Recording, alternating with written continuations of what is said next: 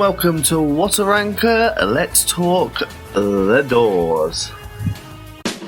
Formed in Los Angeles in 1965, The Doors are probably one of the most influential rock bands of the 1960s. Known for their dark lyrics, hypnotic melodies, and the charismatic presence of their unpredictable and possibly slightly cringy frontman, Jim Morrison, with his deep baritone voice. Backing up Morrison was Ray Manzarek, who provided the band's signature organ and keyboard sounds. Robbie Krieger, who played guitar and wrote many of their songs, including a lot of their hits, and John Densmore on drums, whose jazz-influenced style gave the band its solid rhythmic foundation. The Doors were a fusion of psychedelic rock, blues, jazz and poetry, and they were a huge part of the 1960s counterculture, pushing boundaries with Morrison's provocative lyrics. They've influenced tons of artists across all genres of music. The band released 6 albums in their original lineup before Morrison died in 1971. After that, they tried to carry on as a trio, putting out 3 more official Doors albums post-Morrison. Most fans seem to agree that continuing without him was a bad idea, and in many ways, those later albums have been forgotten about. Well, here on Wateranker, we are not in the game of rewriting history, as much as we or anyone else might wish we were. We're going to look at all 9 albums and rank them, so let's get on with it.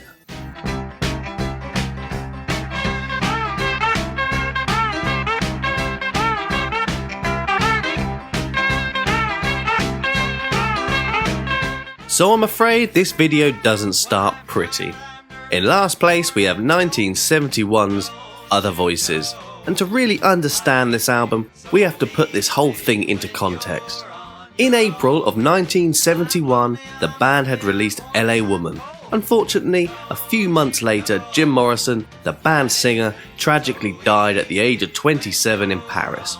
And then, in October of 1971, the band released a new album called Other Voices. Jim's body was barely cold in the ground, and they'd already released a new album called Other Voices. This is not a good start really, and it really shines a light on the absolutely brutal and frankly immoral practices of record labels at the time. But you know what? I don't hold it against the band for carrying on. It was their jobs. They'd put all this effort into the band, you know? I mean, I would have left it a year, just out of respect or something, but anyway, they decided to push forward with the songs they'd started writing whilst Morrison was away in Paris.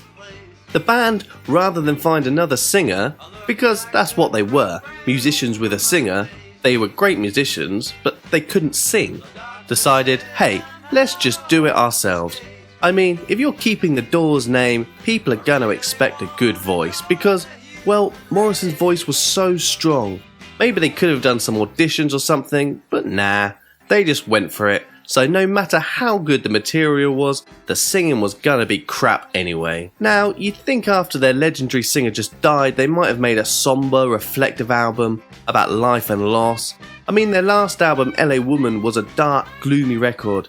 They could have built on that sound. But no, they didn't do that either. They just put a song on the album called I'm Horny, I'm Stoned.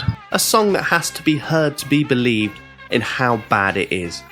This album is total trash. It was trash in 1971 and it's trash in 2025. I actually can't get my head around how bad this album is. It's uniquely bad. Maybe this was just how they mourned. Everyone deals with grief differently, and these guys dealt with it by releasing garbage. The lyrics and the singing are so bad, which, okay, fair enough. Their singer and primary lyricist had just died. But what's completely unforgivable is that the music is awful too. We know these guys can make amazing music. We've heard album after album of it. But this all sounds so throwaway and pants. Plus the production on L.A. Woman was just so good. The low end was thick and powerful, and this? It sounds thin and cheap. At times this sounds like a novelty record. I mean, I'm kind of speechless.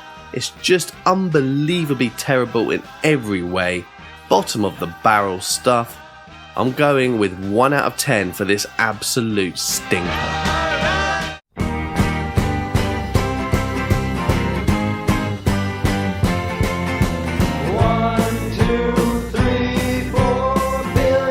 So, not too surprisingly to anyone, I'm assuming, 8th place goes to the second album the Doors released after Jim Morrison's death, Full Circle. This is a much more forgivable attempt. They'd had some time to process everything and approach a new album with a fresh perspective. This time, they tried something different, incorporating elements of funk and gospel throughout. The vocals aren't as distracting as before. In fact, I'd go as far as to say they're alright this time around. They use a lot of backing singing which helps, but let's be honest, This doesn't sound like a Doors album in any way, shape or form. other than the name on the cover, it just sounds like a completely different band. Maybe they should have started a new project instead. Though, to be fair, this album didn't sell well even with the Doors name attached. They brought in some session musicians, which does make the album a slightly more enjoyable listen. And I don't think it's a bad album, but it's also lightweight for the Doors. The production is an improvement over Other Voices, it doesn't sound as thin, and the musicianship is fun and playful, even if the whole thing gets a bit messy at times. I actually think 4 Billion Souls is a pretty good song, and there's some potential here that shows how the band could have continued in some form. Maybe if they'd hired a proper singer, someone who could do Morrison's material justice live, they could have carried on into the 70s, getting more and more funky as they went on. But they never made another conventional album after this, and the band basically broke up. I'm giving this a 4 out of 10. Let's reinvent the gods, all the myths of the ages, celebrate symbols from deep elder forests. In the late 70s, the 3 remaining members of the Doors took poetry Jim Morrison had recorded in 1969 and 1970 and set it to music. To be fair to them, they put a lot of effort into the album, rearranging and taking much of it out of context to create a sort of narrative. The end result is absolutely bonkers. But I think this is better than the 2 albums they made without him. And even though it's mostly spoken word, it actually feels more like a Doors album than those 2 records. Mainly because Morrison's voice is front and centre throughout, and his voice is such a core part of their sound. Now, I'm not the biggest poetry fan, and I'd never claimed to know much about it, but I don't particularly rate Jim's poetry. It comes off as incredibly pretentious and not especially deep. I went into this album fully expecting to hate it, but after multiple listens, I found myself surprisingly enjoying it as a whole. It's very flawed, but Jim's spoken word, the band's playing, and the way they weave in parts of old Doors songs end up creating a strangely interesting final product. Morals aside, I don't actually mind this, and yeah, it does feel like a Doors album, way more than the 2 they released right after his death. That said, it is very pretentious. And if some new band had dropped this as their debut, I wouldn't have given it a minute of my time. But after listening to the Doors constantly whilst making this video, especially after the 2 post-Morrison albums, I really enjoyed hearing his voice again. So, while I liked it more than I expected, a lot of the music isn't particularly great, plus just slapping in a live version of Roadhouse Blues. Because of that, I can't score it too high. 5 out of 10 for An American Prayer. She lives on Love Street, lingers long on Love Street. Waiting for the Sun is a strange album. A weird, uneven mixed bag. After releasing 2 very good albums in 1967 and enduring constant touring, the band arrived at their 3rd album with a serious shortage of songs. The 60s were brutal for bands. Labels demanded new material every 6 months or so, and the Doors were no exception. Facing this pressure, they dug up old scraps, songs deemed unfit for their first 2 records, and improvised new material in the studio. Not surprisingly, the result is probably their most inconsistent album. I actually love the more baroque pop side of this album. Tracks like Love Street, Summer's Almost Gone, and Wintertime Love showcase Morrison as a crooner rather than a rock star.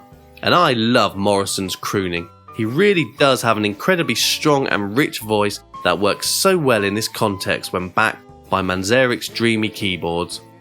Love Street in particular is one of my favourite Doors songs, a perfect example of their signature, irreplicable sound. Then on the other side of the spectrum you have The Unknown Soldier, a surreal cinematic anti-war protest, and 5 to 1, a snarling taunt against the establishment. Both are among the heaviest songs they ever made, expanding their sound with military-themed intensity. Both tracks are successful attempts at evolving the band's sound into a newer, heavier direction. That being said, I always prefer Jim Morrison's voice when he sings as opposed to when he screams, as I can find it quite grating sometimes. Unfortunately, due to not having enough material, much of the album falls flat. Hello I Love You, a song they resurrected from 1965, 2 years before they even made their debut, was actually a big hit. But I hate it. Sued for ripping off the Kinks all day and all of the night. It's a throwaway opener that pales in comparison to Break On Through and Strange Days, which both opened and set the scene for their first 2 albums. A shame, because the following song, Love Street, is so strong. The band originally planned the song Celebration of the Lizard as the album's epic centerpiece, but it didn't come to fruition, so only Not to Touch the Earth made the cut from that epic. A cool but underwhelming experimental snippet. Yes, The River Knows is a lovely piano-driven interlude, while We Could Be So Good Together is just bad. My Wild Love is hypnotic and enjoyable, if a bit forgettable. Waiting for the Sun is a flawed but fascinating, uneven experiment with a few brilliant moments buried among filler. If you love the Doors' softer, weirder side, there is some great stuff here. However, it's a victim of the 60s way of doing things, where bands weren't really given any time to actually make new material, as well as Morrison becoming harder to work with, and therefore it's just too inconsistent to be great. So whilst containing some of my favourite Doors songs, it just doesn't completely work as an album. 6.5 out of 10 for Waiting for the Sun. And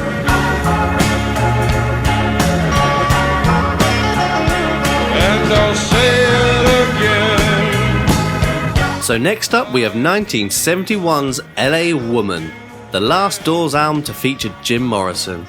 He died just a few months after its release, and his death remains shrouded in mystery since there was no proper autopsy ever done. By all accounts, he'd been struggling badly with alcohol abuse for years, and it only got worse as time went on. You can hear it in his voice here. He sounds gruff, weathered. He does not sound like a man in his 20s, but that ragged tone actually works here. Because essentially LA Woman is a blues album. They'd started dabbling in the blues on Morrison Hotel, but here they've gone full on. At least half the record is wall-to-wall blues, and for the most part, they pull it off well. This is a live sounding record, which is crucial for the blues. The band brought in Elvis Presley's bassist, Jerry Sheff, and rhythm guitarist Mark Beno for most of the tracks, letting Krieger focus on the lead guitar and giving the whole thing a solid low end. Something the Doors sometimes struggled with since they didn't have a full-time bassist, and the low end is very welcome. The production here is very, very good. The bass drives the whole album, the drumming is tight, and the sound is the best they ever achieved, with Krieger's guitar and Manzarek's keys spread out perfectly in the mix. Now, to be truthful, I'm not the biggest blues fan. I can take it in small doses, but it gets repetitive to my simple mind quite fast. The structures are so rigid that a lot of it ends up sounding samey after a while. And minus a few songs, this album is really all blues or blues influenced tracks. The Changeling is a great opener, and Been Down So Long is a swaggering blues rocker you can't help but tap along to. But eventually, I do tire of the endless bluesiness. Controversially, the title track LA Woman doesn't do much for me, and by the end of its nearly 8-minute run, I'm kind of over it. I personally always preferred the Doors' short, catchy, playful tunes over their long driving jams. This album definitely misses some of the weird, fun melodies off their earlier stuff. However, I do accept that music trends had changed by 1971, and things were getting more hard rock everywhere. The Rolling Stones were in the midst of their classic blues era at this point too. But whilst this is a mostly blues album, there are some exceptions that I personally really like. Riders on the Storm is genius, a jazzy rain-soaked closer with Morrison's ghostly whispers under his own vocals. Dark and hypnotic, this is the Doors doing what they do best, and it's one of the best songs they ever made. Every member shines here, a perfect song and a perfect finisher for the album. Love Her Madly is a great Robbie Krieger single. I know Krieger is a bit lightweight compared to Morrison's lyrics and harder edge, but when Morrison is singing them, his catchy pop songs work well. This one really fits nicely alongside Morrison's bluesier tracks. Hyacinth House is another personal highlight, melancholic, poetic, and one of the few moments here that feels like classic Doors, but it's got a strangeness and darkness to it that helps it fit perfectly on this track list. Overall, LA Woman is a great blues rock record and one of their best sounding albums. But if you're like me and prefer their psych pop side, it can feel a little samey. That's just a personal thing though. How much you're into the blues will determine how much you enjoy this album. I will say though, this album sounds best on a good set of speakers, sat down with a nice drink, laid back.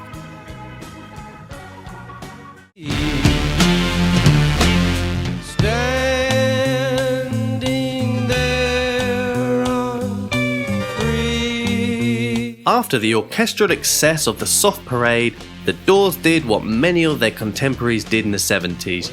They stripped everything back. This is a raw, bluesy album that couldn't be further from its predecessor.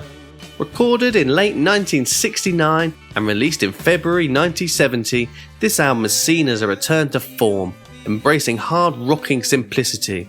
But it goes even more stripped back and bluesy than we had ever heard from them before. Where they once blended blues influences with psychedelia, on Morrison Hotel, tracks like Roadhouse Blues and Maggie McGill are full-throttle blues stompers, driven by Krieger's slide guitar and Manzarek's honky-tonk piano. Whilst not every track is pure blues, the band ditched the brass sections and returned to their core sound: guitar, keys, drums, and Morrison's primal howl. Unlike the Soft Parade, most tracks were cut live in the studio, giving the album a loose, spontaneous feel. After the Soft Parade's backlash, this won back fans and critics by proving the Doors could still rock without gimmicks. If the Soft Parade is the anomaly in their discography, Morrison Hotel perfectly bridges their early psychedelia with the full-blown blues obsession of LA Woman, by keeping one foot in the blues whilst maintaining their classic psychedelic sound.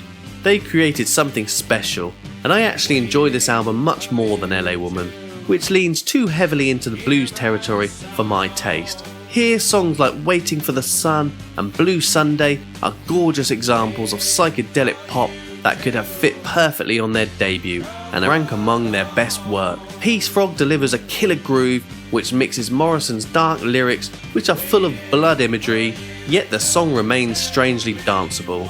Land Ho, with its sea shanty vibe, captures the Doors having fun. This album has no weak points really. The band is firing in all cylinders. Their palpable enjoyment elevates the entire mood. Unlike the darker LA Woman, this is playful blues. Take The Spy, which pairs bluesy verses with a psychedelic chorus. Queen of the Highway swaggers with blues attitude, anchored by Densmore's excellent tribal drums. Speaking of Densmore, what an amazing drummer. He is so consistently brilliant across their whole catalogue that it's almost hard to praise him enough. His playing always serves the song perfectly, so just assume the drumming is always good on all these records. The sleazy Maggie McGill might not be epic by Doors standards, but it makes for a fantastic closer. Morrison Hotel didn't produce any hits, but it's consistently strong from start to finish. Track for track, it might be their most cohesive album. Every song here is pretty damn great. However, that being said, I think it lacks some of the highs from other albums. My head says this should place higher than the Soft Parade, but my heart wants to go with the Soft Parade. I'm aware that this is probably a me problem. But you know what? The heart wants what the heart wants. So with 7.5 out of 10, I've got Morrison Hotel at number 4. Tell all the people that you see, follow me. Follow. Of the 6 proper Doors albums with Morrison, the Soft Parade is seen as the runt of the litter. After the mixed bag that was Waiting for the Sun, this is where they made their most obvious and least subtle attempt to change things up. The album took 9 months to record and cost $86,000 to make, which is close to $750,000 today. Here they've brought in a full string section and brass section and released a genre-bending album that includes blues, jazz, pop and even gospel. I mean, they've gone full orchestra here. We're not talking subtle strings here and there. This album is drenched in brass and strings. As well as the production change up, the songwriting was changing too. Jim Morrison was dealing with serious personal issues at this point and was frankly more focused on his poetry than he was with the band. So, guitarist Robbie Krieger stepped up as a main songwriter. Now Krieger's a very different writer from Morrison. If we're doing Beatles comparisons, he's the McCartney to Morrison's Lennon. Not in talent, just style. Morrison was all about darkness and being that cool cat, if you're an edgy teenager. Krieger? Not cool. At all. He writes straight up pop songs, no pretension, just catchy, radio-friendly tunes. So between the non-Morrison songs and the overblown production, this barely sounds like the Doors of previous years at all. How much you like this album will depend on what you think of the new direction. I understand why fans and critics alike don't rate it, but every time I listen I can't help enjoying it. Krieger's pop sensibilities actually work, and Morrison's voice still brings these songs to life. It's not the Doors we know, but there's something weirdly compelling about this misfit album. The opener, Tell All the People, which gets a bad rep, I really enjoy. The overblown horn section and Morrison's crooning really bring Krieger's composition to life. So controversial was this song between the band that Jim Morrison refused to have his name on the songwriting credit. Hence, this is the first album where every track is credited as either Jim Morrison or Robbie Krieger, except Do It, which is credited to them both. Track 2, Touch Me, the hit single featuring a saxophone solo and an almost show tune energy, is one of the Doors' best and shows the brass section actually working. This is 60s pop at its finest. Both these songs work very well with the over-the-top production. As the album goes on, it's all pretty enjoyable stuff. Shaman's Blues is a good catchy number. Do It is a proper psychedelic trip. Easy Ride almost sounds more like Bob Dylan than the Doors. Wild Child delivers a cool riff-based moment. Wishful Sinful is another incredibly catchy piece of 60s pop. Running Blue is where they really jump the shark. That high-pitched voice couldn't be further from the cool Doors sound, and it is just too silly. But the closer, The Soft Parade, a sprawling, chaotic epic with spoken word interludes, is another cracking epic Doors finale that redeems the experiment in my humble opinion. Sure, I can see the argument for rejecting The Soft Parade's polished sound and calling it overproduced.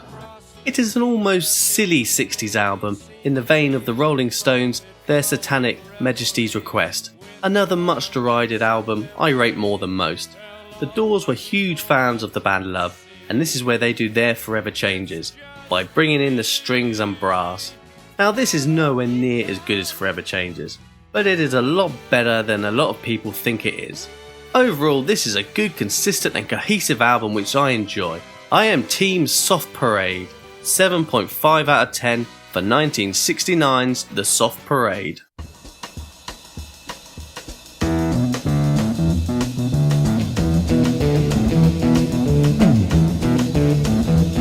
The band came fully formed here for their debut. After playing live for 2 years and surviving one failed record deal, they'd done all the hard work. By the time they recorded this debut, they were more than just ready. Cut in just over a week in late 1966 with producer Paul Rothchild, who would helm all their albums until L.A. Woman. They worked on a simple 4-track setup, 1 track for bass and drums, 1 for guitar and keys, which is actually a bit of a strange one, but that's the kind of thing you get in the 60s when stereo technology was in its infancy. 1 for Morrison's voice and 1 for overdubs, which were mostly extra bass and vocals. No studio tricks, just a fucking great band, pretty much playing their live set.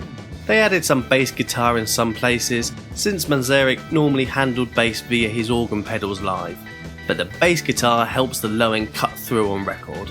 Jim Morrison was a huge fan of Arthur Lee and Love, and I can definitely hear that influence all over this album, but they very much did bring their own unique sound to the table. The album features 2 covers, Backdoor Man, which is frankly pretty forgettable, an Alabama song, which they have transformed into something uniquely the Doors. They injected avant-garde and carnival music vibes with psychedelic touches, Manzarek's marxophone turns it into this eerie, sleazy, drunken waltz that adds to the album's late-night unease. This album isn't a sunny listen.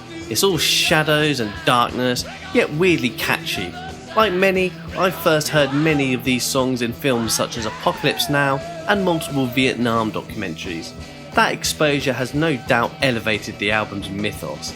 The end works perfectly in Apocalypse Now and is cemented as a classic, and it is a great close into the album, with its dark lyricism and weird parts about liking his mum a bit too much. The end also starts the trend of ending Doors albums with a long and almost prog rock epic. The Crystal Ship is a darkly beautiful song that Morrison sings so well, featuring a really interesting melody as well as lyrics that just flow so perfectly. His voice really is incredible on this song and all over this album. Light My Fire was their breakthrough hit, a song still being covered today, but no one can ever do it like the Doors. Most people think of it as a little pop song, but it's actually very interesting musically. The keys and guitar soloing in the middle bring the whole piece to life. Their sound was completely unique from day one. You can hear why this launched them into the stratosphere. It's confident, dark, and utterly compelling. That all being said, the first half of the album is quite a bit better than the second, but it's still a great record. 8 out of 10 for the self-titled debut. However, and I know I'm mostly alone here, I think they made an even better album just a few months later.